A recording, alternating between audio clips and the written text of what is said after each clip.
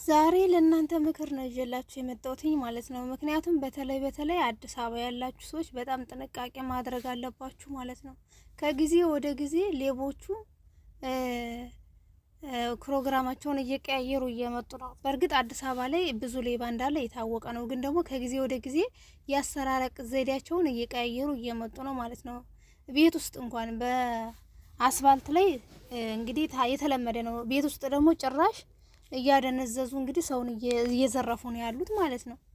ሰላም ጤና ይስጥልኝ ውድና የተከበራችሁ የቃና አርሴማ ቤተሰቦች እንዴት አላችሁ? ሁሉ ሰላም፣ ሁሉ መልካም፣ እግዚአብሔር ይመስገን። እኔ ያለው በቸርነቱ በያላችሁበት ሰላማችሁ ይብዛልኝ። እንዴት አላችሁ? ብዙ ጊዜ ጠፍተሻል ለምትሉኝ ያው አለመቻችልኝ ብሎ ነው ማለት ነው። ዛሬ ደግሞ በአዲስ ቪዲዮ መጥቻላችኋለሁ። እሱ ምንድነው እንግዲህ የዘረፋ ዘዴ ማለት ነው። እና እኔ እንጃ ብቻ እውነት ለመናገር የሀገራችን ነገር ከጊዜ ወደ ጊዜ በጣም ከባድ እየሆነ እየመጣ ነው። እንግዲህ እኔ ብዙ ጊዜ ሰማለሁ፣ ግን ዛሬ ደግሞ በእኔው በራሴ ቤተሰቦች ላይ ደርሶ ስላየው ነው ለእናንተ ላካፍላችሁ የመጣሁት ማለት ነው። እንግዲህ እንደሚታወቀው ወንድሜ ከዛሬ 2 ዓመት በፊት ቤቱ ፈርሶበት ነበረ። በዛ ምክንያትም ተከራይቶ ነበር የሚኖረው ወንድሜ ማለት ነው። እና እንግዲህ ወንድሜ በተኛበት ነው ቤቱ የተዘረፈው ማለት ነው። በተኛበት ስላችሁ እንግዲህ ቤቱ ትልቅ ቤት አይደለም፣ እዛ ጋር ተኝቶ መስማት የሚችል ነው። ግን የሚያደነዝዙት ነገር አለ። በቃ ሰውን አደንዝዘው መስረቃቸውን አሁንም ቀጥለዋል ማለት ነው። ስለዚህ አዲስ አበባ ያላችሁ ሰዎች በተለይ ጥንቃቄ ማድረግ አለባችሁ። እግዚአብሔርን ብቻ እኔ እንጃ፣ ሰይጣን ስራውን አይሰራም እንዳትሉ ይሰራል ማለት ነው። ጸሎት ማድረግ እንዳለ ሆኖ ደግሞ ጥንቃቄ ማድረግ ደግሞ አስፈላጊ ነው ማለት ነው። እና በነገራችን ላይ እኔ የወንድሜ ቤት ስለተዘረፈ ቅር አላለኝም። ምክንያቱም እሱ ዋናው መትረፉ ነው። የሰው ልጅ ህይወት ካለ ህይወት ይቀጥላል። ገንዘብም ደግሞ ተሰርቶ የሚገኝ ነው ማለት ነው። ዋናው የሰው ልጅ ጤና ይኖረው፣ እድሜና ጤና ይስጠው እንጂ ገንዘብ ተሰርቶ የሚገኝ ነገር ነው ማለት ነው። ጤና ከሌለ ግን ጤናን በገንዘብ መግዛት አይቻልም። ገንዘብን ግን ሰርቶ ማግኘት ይቻላል ማለት ነው። እና ወንድሜ በእርግጥ በጣም አዝኗል። ያዘነው ንብረቱ ስለተዘረፈ በጣም አዝኗል። ግን ደግሞ እኔ መትረፌስ ብሎ ደግሞ ለራሱ ደግሞ ተደስቷል። ምክንያቱም እግዚአብሔር ምክንያት አለው፣ ተሳስቶ አያውቅም። እና ጥንቃቄ አድርጉ እውነት ለመናገር ማለት ነው። ምክንያቱም በአሁኑ ሰዓት ኢትዮጵያ ላይ አንደኛ ስራ የለም፣ ቦዘኔው በዝቷል።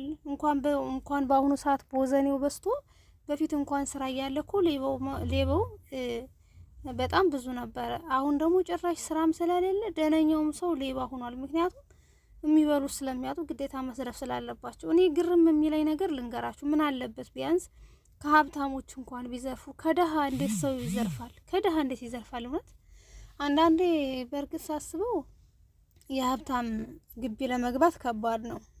ዘበኛ አለ፣ ግቢው ደግሞ ጥብቅ ነው ማለት ነው። ስለዚህ እሱ ስላለ ነው። የደሃ ግቢ ግን ያው ቦስቋላ ስለሆነች ቶሎ ለመግባት ይመቻቸዋል። ሌላኛው ሲቀጥል ደግሞ ሌባ ተሩቅ አይመጣም። የሚያውቃችሁ ውስጠ ሚስጥሩን የሚያውቅ ጓዳ ጎድጓዳችሁን የሚያውቅ ሰው ነው። ሌባ ከውጭ ይመጣል ምናምን ብላችሁ በጭራሽ። ሌባ ውስጠ ሚስጥሩን የሚያውቅ ሰው ነው፣ ከውስጥ ከዛው ከሚታውቁ ሰው ማለት ነው። ስለዚህ እኔ አሁን ልላችሁ የምፈልገው ነገር ተጠንቀቁ፣ ጥንቃቄ አድርጉ ማለት ነው። ጥንቃቄ አድርጉ። ሰው አትመኑ። ገመናችሁን ሁሉ ነገራችሁን ሚስጥራችሁን አታውሩ ማለት ነው። አሁን ወንድሜን የወሰዱበት ቴሌቪዥን እንኳን አልቀረም እንግዲህ ሲወስዱበት ማለት ነው። ቴሌቪዥን አልቀረ፣ ስልክ አልቀረ፣ መንጃ ፍቃድ ሳይቀር ነው የወሰዱበት ማለት ነው። አሁን መንጃ ፍቃዱ ምን ሊያደርጉት ነው? ምንም ነገር የቀራቸው ነገር የለም ማለት ነው። እና በጣም ያሳዝናል። እግዚአብሔርን በጣም ነው የሚያሳዝነው የምር እንዴት ነው ግን ሰው እንደዚህ የከፋው ማለት ነው? ቢያንስ እንኳን ገንዘብ ቸግሯቸው ቢሰርቁም እንኳን አሁን እሱ የሚሰራበት መንጃ ፍቃድ ምን ይሰራላቸዋል? ተንኮል ካልሆነ በስተቀርና እውነት ለመናገር እኔ መልእክት መናገር የምፈልገው ጥንቃቄ እንድታደርጉ ነው በቃ እንጂ የወንድሜ ንብረት ሊመለስ አይደለም፣ አይመለስም። ግን ደግሞ ጥንቃቄ አድርጉ፣ በእውነት ጥንቃቄ አድርጉ። ከፈጣሪ በታች ጥንቃቄ ማድረግ ጥሩ ነው። ግን በእርግጥ አያጋልጥ ነው የሚባለው፣ አታጋልጥ ነው የሚባለው ማለት ነው።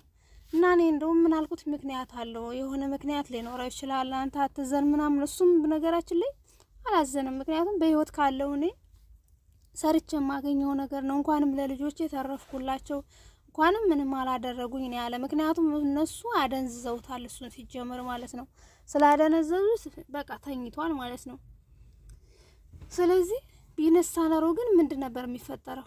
ከእንቅልፉ ተነስቶ ቢሆን ኖሮ ምንድን ነበር የሚፈጠረው? ይገሉት ነበረ ማለት ነው። ስለዚህ ሌሊት ላይ እንግዲህ መጀመሪያ ላይ የነቃ ልጁ ነው ማለት ነው። ወንድሜ ልጅ ተነቅቶ ወደ ውስጥ ሲገባ ወደ ሳሎን ቴሌቪዥን የለም። ከዛ እንደ አባዬ ደግሞ ቴሌቪዥን የታርጉት ነው ምናምን ብሎ ተመልሶ ተኝቷል። የልጅ ነገር ማለት ነው።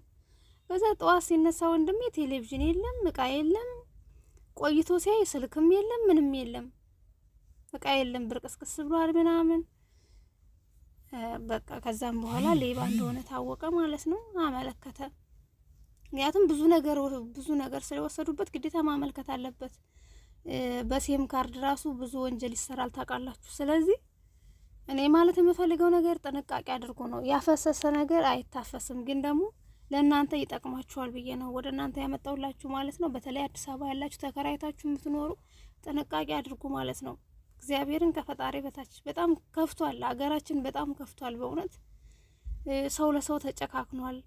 በቃ እኔ እንጃ።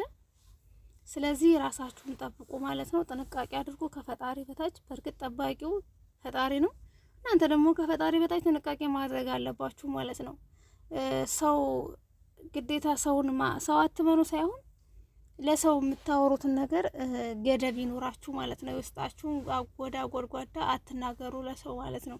የውስጣችሁን ጎዳ ጎድጓዳ የሚያቀሰው ነው፣ ውስጣ ሚስጥራችሁን የሚያቀሰው ነው የሚያዘርፋችሁ እንጂ እውነት ለመናገር ሌባው የት ያውቃል? የእናንተን ቤት ምን እንዳለ የት ያውቃል? ምንም አያውቅም እኮ።